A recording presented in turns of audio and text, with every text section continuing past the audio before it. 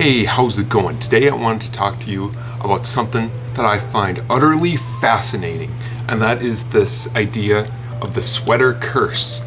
I'm not a knitter, but apparently it's a thing among knitters, right?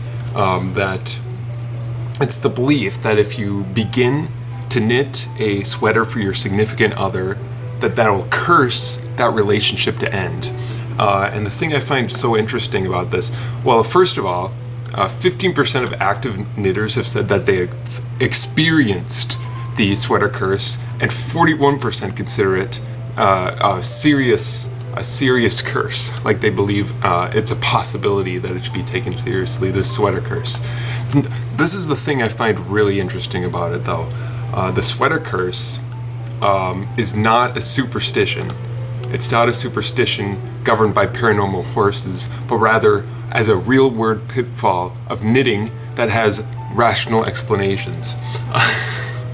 And I think that's so interesting that this curse is actually not a curse, it has a rational explanation. Well, what could be the rational explanations? You might just be reading these down here. Oh, I should have hid that. I want to read you this quote from this article that I find really interesting. It seems that there may be something to the curse after all. The curse, all caps, that's an important note. After all, although it is probably better explained by psychology than by any supernatural power, as we all know, knitting requires significant amounts of time, commitment, and hard work. Not everyone is worthy of all that effort, and not everybody feels comfortable accepting it. The process of knitting a sweater for someone can really work as a health check for your relationship. Maybe the recipient realizes that they're not quite ready to accept such a huge gift, or maybe they're the one that ends up having some revelations, or maybe you're the one that ends up having some revelations. That is very interesting. Yeah, the idea of knitting a sweater is a check for the relationship. Did you know that knitting a sweater actually takes a lot of time? It can take a year and a lot of effort. I'll read on to this next paragraph. A knitting teacher friend of mine told me that one of her students, who started the ambitious project of making her boyfriend a sweater, one day my friend asked her about the progress of the sweater and was told that actually the couple had split up. But rather than be upset by the breakup, the woman explained that working on the sweater had made her think about the relationship and question whether this guy was really someone she was willing to make this much effort for. And it allowed her to examine her feelings and made her realize that she should end the relationship. That's very, very interesting to me. But there are other explanations too. Did you know knitting a sweater takes a long time? It can take up to a year. Sometimes relationships a lot of relationships just happen to end before a year, right? So it just happens so that you're unlucky, right? And that could be an explanation for the curse. Maybe the sweater was its love in every stitch represents more commitment than the recipient is ready to embrace at the time. Again, that's our thing that we kind of already that we already covered, sorry. Perhaps the relationship was already faltering, and that you're just trying to save it with a wool noose.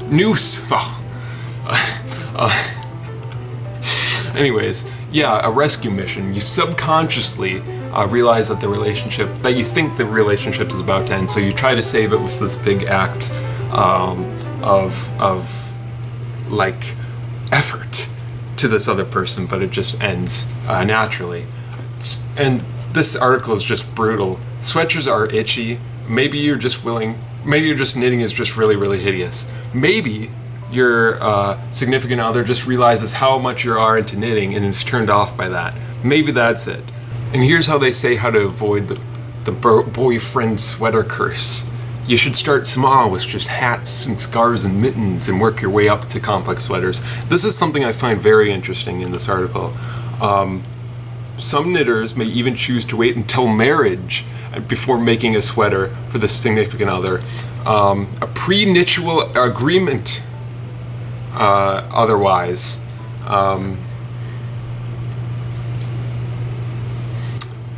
Always wait until marriage, they say, to knit a sweater. Oh God. Oh yeah, you could also involve your significant other in designing the sweater by asking for what types of styles and colors and materials they like, and that way they won't dump you because the sweater is so ugly. Probably. Well, they might. Oh, look at all these nice sweaters. So many nice sweaters. Is this a sweater? This looks like more of a t-shirt. This looks like more of a shirt than a sweater. But some of these are nice, like this guy and this guy. Is that a sweater? He's wearing a sweater underneath his jacket. Okay.